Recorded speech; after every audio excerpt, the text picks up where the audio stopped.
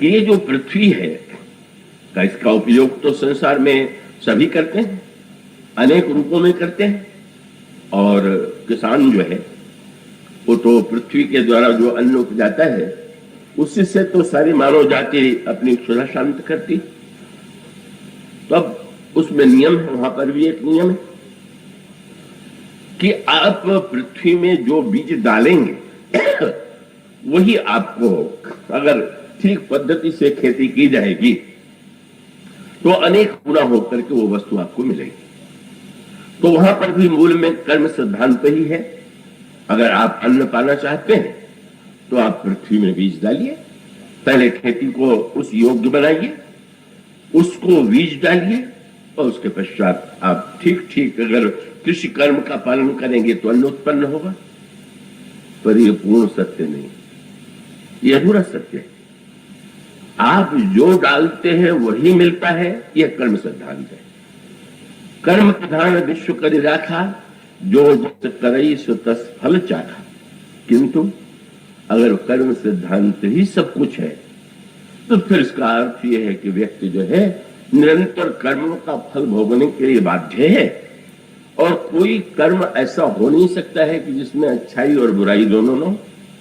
आप कर्म करेंगे तो कुछ कर्म अच्छे होंगे, कुछ कर्म बुरे होंगे, और अच्छे कर्म में भी कोई न कोई बुराई होगी।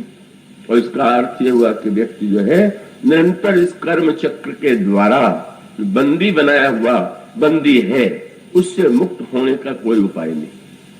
और उसमें भी बड़ी समस्या ये है कि कर्म सिद्धांत में अगर ऐसा खाता होता कि अच्छा चलो भाई किसी ने 10 पाप किए और 20 पुण्य किए, तो चलो 10 पाप 10 पुण्य को काट के फिर बाकी 10 पुण्य का फल मिल जाए। तो कर्म सिद्धांत कहता है नहीं, वो 20 का फल भी भोगी और 10 का फल अलग भी भोगी। अब इसका अर्थ हुआ कि व्यक्ति इससे मुक्त नहीं होगा। तब भक्तों ने कहा कि नहीं नहीं, कई कर्म सिद्धांत से भी परे कोई वस्तु है। पृथ्वी में हम जो डालेंगे वही मिलेगा, ऐसा क्यों? क्या पृथ्वी में स्वयं अपना कुछ नहीं है क्या? अगर हम डालेंगे तो जो डालेंगे मिलेगा, पर इसके स्थान पर अगर हम पता लगावें कि जिसके पास हम हैं उसके पास क्या है, और तब आप जानते हैं कि जब पृथ्वी में हीरा निकलता है या विविध प्रकार के रत्न निकलते हैं तो उसको आप बीज के रूप में डालते थोड़ी कि आपने बीज डाला तो सोना उगाया, हीरा उगाया। और उसका अर्थ क्या है कि पृथ्वी में तो अनगिनत वस्तुएं हैं, और अनगिनत वस्तुएं हैं तो या तो आप किसान की तरह आप जो चाहते हैं वो लीजिए, और या आप चतुर अन्वेषण करने वाले की तरह भीतर बैठ करके, और भीतर बैठने में भी आपको निश्चय करना है वहां कोयला भी मिल सकता है, तांबा भी मिल सकता है, चांदी भी मिल सकती है, सोना भी, हीरा भी, सभी कुछ पृथ्वी के पास है। अब सूत्र क्या है? महाराज जनक ने हल चलाया पर बीज नहीं डाला, और जब बीज नहीं डाला तो कोई किसान हल चलावे और बीज न डाले तो उसका कार्य बड़ा अविवेकपूर्ण लगेगा। पर कैसी अनोखी बात, बीज डाल करके बीज ही फल में मिलता है। पर जनक ने जब बीज नहीं डाला तो साक्षात महाशक्ति सीता ही मिल गई, और उसका सूत्र वही है। इसी को भक्तों ने निरंतर महत्व दिया। भक्तों ने ये कहा कि ना ना, भले ही हम प्रकृति और कर्म सिद्धांत के वशीभूत हों, लेकिन प्रकृति पार तो जो प्रभु है वह स्वतंत्र है, और वो परम स्वतंत्र जो प्रभु है का उनसे ये कहना कि हम जो करेंगे उसका आप परिणाम दीजिए। तो भक्त कहता है कि अगर हम जो करेंगे वही परिणाम मिलेगा तो फिर आपकी क्या आवश्यकता? फिर व्यक्ति ईश्वर की भक्ति करे, उसका क्या प्रश्न है? करेंगे और व्यक्ति भोगेगा। श्रीमद् भागवत में ये प्रश्न उठाया गया, अस्त चेद ईश्वर कोपी, अगर कोई ईश्वर है तो वो भी तो कर्म का फल देगा। तो अगर ऐसा है तो फिर व्यक्ति के मन में, जीवन में तो भक्ति की कोई अपेक्षा नहीं, भक्ति का कोई स्थान नहीं। तो मानो यह संकेत किया गया और वहां पर भी दोनों सूत्र चल रहे हैं। इसका अर्थ कर्म से छूट न मान लीजिएगा, मनमानी करने की स्वतंत्रता भी न इसका अर्थ ले लीजिएगा, पर फिर वही दो पक्ष दिखाई दे रहे हैं। मनु ने साधना किया, तपस्या किया, तभी तो श्री राम आए। किंतु श्री राम साधना तपस्या के बाद आए, पर श्री सीता जी तो वैसे आ गई, उनको तो मनु ने नहीं बुलाया था। और इसका अभिप्राय यह है कि अगर इधर साधना का पक्ष प्रकट हुआ तो साथ में कृपा का पक्ष, श्री सीता जी के रूप में बिना निमंत्रण के ही वे आ गए। प्रभु को परिचय देना पड़ा कि यही आदिशक्ति है। और बड़ी विचित्र बात है, आपको कोई निमंत्रण दे, आप मेरे घर पधारिएगा, और आप साथ साथ एक व्यक्ति का और बोले वो भी मेरे साथ आवेंगे, तो कई बार लोग बुरा मान जाते हैं। मैंने इनके लिए कहा, एक श्री सीता जी को उन्होंने बुलाया है, निमंत्रण भी नहीं दिया, पर भगवान ने कह दिया मैं तो अवतार लूंगा, मेरे साथ ये भी आ जाएंगे। मानो यह जो आना है वह कृपा की स्वीकृति। श्री सीता जी कृपामयी के रूप में सामने आ गए, और इसीलिए उनकी बात हुई ना, भगवान श्री राम अयोध्या में आए तो यज्ञ के द्वारा, साधना के द्वारा ही उनका प्राकट्य हुआ। पर अब वो क्रम उलट गया। जनकपुर जब भगवान श्री राम आए तो उनको निमंत्रण दो दिया नहीं गया, बिना निमंत्रण के चले आए। मानो सीता जी ने संकेत किया कि अब आपको महाराज मन ने निमंत्रण दिया और मैं बिना निमंत्रण के चली आई, तो अब यहाँ पर मेरे नगर में आप बिना निमंत्रण के आ जाइए, तभी ना पक्षों का ठीक ठीक समन्वय होगा। कैसी अनोखी बात, कोई आमंत्रण नहीं और तो वहां पधार गए। कैसी अद्भुत बात रामायण में लिखी हुई है कि जब विवाह का धनुष टूटने का समाचार लेकर के दूत अयोध्या गए, बारात चली, तो बारात भी विशाल है, बड़ी भव्य है, जो देखता है वो चमत्कृत हो जाता है। किंतु स्वाभाविक है कि इतनी बारात सुंदर है तो लोग जिज्ञासा करते हैं दूल्हा कहाँ है, और तब पता चला कि दूल्हा तो ससुराल में पहले से ही महीनों से बैठा हुआ, उसको पहले से पूरा हो बाद में है। ये मानो करुणा का पक्ष था। इसीलिए गोस्वामी जी ने जो एक संकेत किया श्री सीता जी की वंदना में, वो बड़े महत्व है। जनक सुता जग जननी जानकी, अतिशय प्रिय करुणा ने, करुणामयी सीता का मानो स्वयं तो परम करुणामयी है ही। और इसको अगर व्यवहारिक अर्थों में देखें तो माता और पिता की प्रकृति में थोड़ी भिन्नता दिखाई देती है। पिता ही चाहता है कि बालक कुछ करे, कुछ बने, योग्य हो, और वो एक उचित ही है। पर माँ की जो वृत्ति होती है उससे भिन्न। वो तो एक ही प्रश्न उसके मन में उदित होगा, उसका पक्ष जो है वात्सल्य का पक्ष है, करुणा का पक्ष है। पिता का पक्ष मर्यादा और साधना और धर्म का पक्ष है, और माँ का पक्ष वह तो जब किसी बालक को देखती है, जब बालक बड़ा हो जाएगा तब न कर्म करेगा, पर जो बालक अत्यंत छोटा सा नन्हा सा है वह तो बस पड़ ही रहता, सोता ही रहता है। और ऐसे बालक को देख करके माँ के हृदय में क्या कभी आता है क्या कि ये तो दिन रात सोया करता, बस पड़ा हुआ है। और इतना ही नहीं, गंदगी भी हो तो वो उसको स्वच्छ करने की चेष्टा नहीं करता। माँ को भी सारा कार्य करना है, और माँ को वह कार्य करने में आनंद की अनुभूति होती है, प्रसन्नता की अनुभूति होती है, श्रम की अनुभूति नहीं होती। तो मानो करुणा का पक्ष जो है, पर के लिए तो जो भी विशेषण दिया जाए वो कम है, लेकिन करुणा का जो विशेष पक्ष है, कृपा का जो विशेष पक्ष है, वह करुणा स्वरूप मानो श्री सीता जी में है। और वे स्वयं तो जीवों के प्रति करुणामयी है, जीवों के प्रति उनके हृदय में तो करुणा है ही, पर प्रभु में भी वे करुणा सृष्टि करते हैं। अब ये जो करुणा है उसको अगर इस शब्द के अंतरंग अर्थ पर विचार करें तो ये कह सकते हैं कि जैसे कोई वस्तु ऐसी हो कि वैसे तो पिघली भी नहीं, पर आंच पा करके पिघल जाए। तो इसी प्रकार से एक समस्या थी। वेदांत ने ब्रह्म के स्वरूप का वर्णन किया, तो ये कह करके वर्णन किया कि ब्रह्म जो है, एक शब्द कल कहा गया था कि वो दृष्टा है, और दूसरा शब्द उन्होंने कहा कि वो कूटस्थ है। तो ये सब पारिभाषिक शब्द हैं। तो कूटस्थ शब्द का अगर सरल अर्थ आप जानना चाहें तो उसका संकेत यूं दिया जाता है। आपने देखा होगा, लोहार लोग जो वस्तुएं बनाते हैं तो बनाने के लिए वो अपने हाथ का हथौड़ी का प्रयोग करते हैं, और जिस वस्तु का निर्माण वस्तु से धातु से करना है, लोहे का या किसी अन्य वस्तु का, तो उसका प्रयोग करते हैं।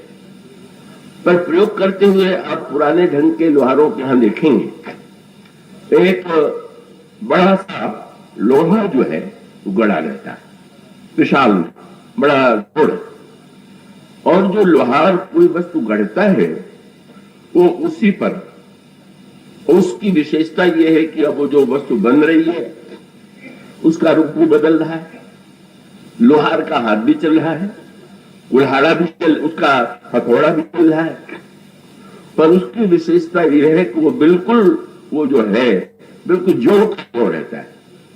बस ये ब्रह्म जो है वही कूटस्थ है। वो लोहार के यहाँ जो निहाई है वो जैसे अडिग है, अडिग तो होगा ही, इतनी संसार में घटित घटनाएं हो रही है और कहीं से वो डिगता तो दिखाई नहीं दे रहा। वो तो लगता है कि उस पर कोई प्रभाव नहीं पड़ता, और उसी को देख करके लिख दिया गया, भाई यद्यपि सम नहीं रावण रोष गाही पाप पुण्य गुण दोषु। तो वेदांत का ब्रह्म जो है अत्यंत कठोर, बिल्कुल स्थित है, स्थिर है, उसमें परिवर्तन नहीं।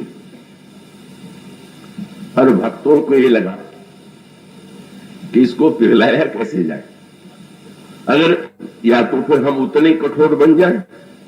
अगर वह ब्रह्म दृष्टा है तो वेदांत कहता है तुम स्वयं भी स्वरूप पर दृष्टा हो। अगर ब्रह्म कूटस्थ है तो स्वयं तुम भी अपने आप को कूटस्थ के रूप में अनुभव करो। लेकिन उन्होंने कहा भाई हम दृष्टा नहीं बनेंगे, हम दृष्टा बनने के लिए अगर बनेंगे ही तो भक्तों ने भगवान से कहा कि महाराज हम दृष्टा बनकर के संसार की घटनाओं को देखें और उदासीन रहें, ये तो हमारे लिए संभव नहीं। इसीलिए रामायण में एक शब्द आपने पढ़ा होगा कि जब देवताओं ने व्याकुल होकर के कहा कि भगवान को पुकारें, तो प्रश्न आया भगवान कहाँ मिलेंगे, और तब विवाद में सबने अलग अलग स्थानों का नाम लिया, और शंकर जी की ओर दृष्टि गई, आपको महाराज मौन है। तो शंकर जी ने कहा आप लोग बोलने दो, मैं भी बोलूं। ते महद गिरजा में रहूं अवसर पाई वचन कहूं। भगवान क्या है, तो शंकर जी ने कहा कि पहले आप बताइए कहा नहीं, तो महाराज इससे तो कोई समाधान नहीं होता। अगर सर्वत्र है तो हम तो, अगर सर्वत्र है, अभी तक तो हम समझते थे वैकुंठ में है, क्षीर सागर में है, चल के सुनावेंगे, आकर के वो संकट दूर करेगा, और आप कहने लगे कि वो तो सर्वत्र है। देश काल दिशि विदिशो नहीं, कहूं कहां जहां प्रभु नहीं। और ऐसी स्थिति में शंकर जी ने जो उसका उत्तर दिया वो उत्तर बड़े महत्व का है। उन्होंने कहा देवताओं है तो सर्वत्र, पर वो आप ध्यान से पढ़ेंगे, कहते हैं अग जग मय पर सब रहित विरागी। वो सर्वत्र होते हुए भी विरागी है, उसको अंतःकरण पर सृष्टि की घटनाओं कोई प्रभाव नहीं पड़ता। जैसे एक वैराग्यवान हो जिसका किसी से राग ही न हो, जिसकी किसी से ममता ही न हो। कल संसार में भी यही, आखिर दुख सुख का अनुभव तो आपको और हमें राग से ममता से ही तो होता है। संसार में न जाने कितनी मृत्यु होती है, तो क्या आप नित्य दुखी होते हैं क्या? जिससे मेरा जुड़ा हुआ है, जिससे राग जुड़ा हुआ है, उसके लिए तो व्यक्ति दुखी होता है। और संसार में कोई सुख की घटना होती है तो वहां पर भी जिससे आपका नाता है उसी नाते से आप उसमें सुख का अनुभव करते हैं। तो वो शंकर जी ने कहा है तो वो विरागी। अब बड़ी समस्या है, दृष्टा बनना का सरल है। तो भक्तों ने भगवान से कहा कि हाँ महाराज, हम दृष्टा तो बनेंगे, लेकिन दृष्टा बनने के साथ साथ संसार को हम देखेंगे तो विचलित हुए बिना नहीं रहेंगे। तो दृष्टा हमारे बनाने का उपाय वेदांत वाला नहीं, ये है कि आप बन जाइए दृश्य और आपके हम बन जाए दृष्टा। भक्तों ने कहा कि अवतार ले लीजिए, तो आप दृश्य बनेंगे, हम बनेंगे दृष्टा। और जब हम संसार को देख करके आपको छोड़ करके आपको देखने लगेंगे, तो आपके स्वरूप का दर्शन करके संसार में परमानंद की उपलब्धि होगी। तो भक्तों ने कहा कि दृष्टा बनेंगे, पर भगवान को दृश्य बना के दृष्टा बनेंगे। और इस कूटस्थ ब्रह्म के लिए विरागी को क्या करें? तो विरागी को रागी बनाना है, या जो कठोर है, जो न पिघलने वाला है, उसको पिघलाना है। किस आंच से वो पिघलेगा? ये जो कूटस्थ ब्रह्म है, और उसको पिघलाने के लिए शंकर जी ने उपाय भी बता दिया। हाँ, है तो विरागी, पिघलता तो नहीं है, पर एक उपाय तो है। क्या? बोले अग जग में रहित विरागी, प्रेम प्रभु प्रगटे जीव आगी। प्रेम का जो दिव्य रूप है, जब उत्कंठा व्याकुलता, जब वो जीव के अंतःकरण में प्रेम की दिव्य अग्नि प्रज्वलित हो जाती है, तो ईश्वर जो है विरागी से अनुरागी बन जाता है, दृष्टा से दृश्य बन जाता है। प्रकृति पार होते हुए भी प्रकृति की सीमा में आ जाता है। वो फिर ब्रह्मा ने प्रार्थना किया, और प्रार्थना करने में क्या है? ब्रह्मा की आंखों में आंसू बहने लगा। कितनी बढ़िया बात! ब्रह्मा बुद्धि के देवता है, और बुद्धिमान व्यक्ति रोना तो नहीं चाहेगा, रोना तो असमर्थता का चिन्ह है। तो अगर आपको अपनी बुद्धिमत्ता का गर्व है, तो आप समस्याओं का समाधान ढूंढ लीजिए। पर अगर कभी ऐसा लगे कि समस्या का समाधान हमारी बुद्धि के लिए संभव नहीं है, तो फिर इसका उपाय यही है कि पहले हमारा हृदय तो द्रवित हो, हमारे हृदय में प्रीति रस का तो संचार हो। व्याकुल होकर के ब्रह्मा ने जब प्रार्थना किया, तो उन्होंने शब्द कितना सुंदर चुना। क्या बोले? द्रवो स्त्री भगवान।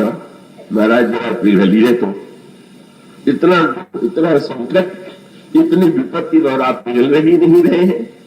अब आप कृपा करके पिघल जाइए। अब द्रवित करने के लिए जो माध्यम चाहिए, जो प्रीति चाहिए, या भक्ति चाहिए, या व्याकुलता चाहिए, वह किसके द्वारा मिलेगा? वह प्राप्त होता है श्री सीता जी के द्वारा।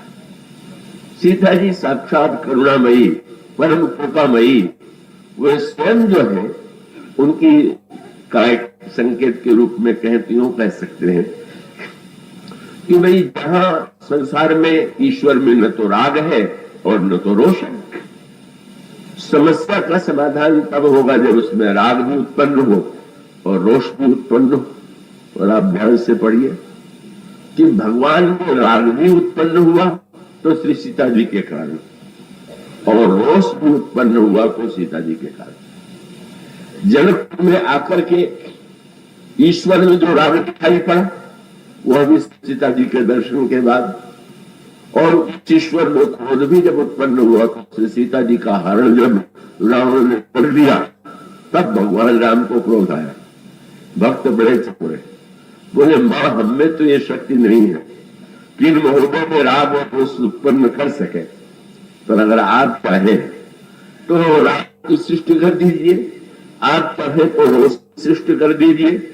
इसीलिए तो जब भगवान राम समुद्र के किनारे सेतु को कैसे समुद्र पार किया जाए, अनशन किया जाए, तो लक्ष्मण जी से नहीं रहा गया। महाराज इतना आने के बाद भी अब वो समुद्र के किनारे अनशन और प्रार्थना की जाएगी क्या? और लक्ष्मण जी ने यही कहा नाथ दैव कर कौन भरोसा, सोखिय सिंधु करिय मन रोस। जरा क्रोध तो कीजिए। उसका अर्थ ये है कि क्रोध एक बहुत आवश्यक वस्तु है, इसलिए क्रोध का समर्थन न मान लीजिएगा कि प्रत्येक क्रोधी ये मान ले कि हाँ ये वस्तु तो बहुत बढ़िया सुनने को मिल रही, पर जीवन में राग भी चाहिए और रोष भी चाहिए। ममता का त्याग ही सब कुछ नहीं है। ममता की भी अपेक्षा है, राग की भी अपेक्षा है, क्रोध की भी अपेक्षा है, और इसके मूल में कार्य नहीं, चाहे जिस रूप में देख लीजिए, चाहे वो आदि शक्ति है, चाहे वो मूर्तिमती भक्ति है, चाहे वो मूर्तिमती करुणा है, चाहे कहो मूर्तिमती लक्ष्मी है, यह अनगिनत रूप धारणी जो जगत जननी सीता है, कौन सीता की करुणा के बिना वे अत्यंत इतनी सहृदय है, और सहृदय है इसीलिए तो मन ने नहीं बुलाया, पर न बुलाने के बाद भी वो आज चली आई, और सब भी आई तो कहां खड़ी है। बढ़िया बात गोस्वामी जी ने लिखा। गोस्वामी जी ने कहा जब मनु के सामने श्री सीता जी आई तो भगवान के बाएं भाग में खड़ी। अब बाएं जो है थोड़ा उल्टे अर्थ वाला, जब किसी को कहे ये तो मेरे बाएं होते हैं, विधि फिर स्वभाव का बाम और दाहिना माने अनुकूल और बाया माने प्रतिकूल। अब श्री सीता जी आई तो वाम भाग, दाहिने भाग में नहीं खड़ी हो सकती थी क्या? अब ये नहीं कि वो तो पत्नी का स्थान बाएं होता है, वो कोई अर्थ नहीं है कि अभी तो कोई भौतिक जगत में वो सांसारिक व्यवहार में तो नहीं है। तब गोस्वामी जी ने धीरे से लिख दिया, हाँ खड़ी तो वाम भाग में, लेकिन वाम भाग शोभती अनुकूला। वाम भाग में होते हुए भी अनुकूला है, प्रतिकूला नहीं। पूछा किशोरी जी से कि आप वाम भाग में क्यों खड़ी हो गई, तो उन्होंने कहा इसलिए कि अगर बाया खाली रहेगा, मैं दाहिने भाग में खड़ी हो जाऊंगी तो जीव आवेगा तो बाएं खड़ा हो जाएगा, इसलिए मैं बाएं खड़ी हो गई कि तुम दाहिने को खड़े हो जाओ, मैं ही बाएं रहूं, लेकिन तुम्हें तो दाएं ही रहना है। और इसीलिए आप ध्यान करते हो। ध्यान क्या है? भगवान राम सीता जी और लक्ष्मण के संदर्भ में बोले राम आमदिश जानकी लखन दाहिनी हो, ध्यान स्थल कल्याण में सुरतु तुलसी तो। वह करुणामयी जीव कहीं ईश्वर के प्रतिकूल न हो जाए, मानो इस करुणा से प्रेरित होकर के वे तो वाम भाग में भी अनुकूल रह सकते, जीव तो दाहिने ही रहे, यह उनकी करुणा। तो मानो करुणा शक्ति।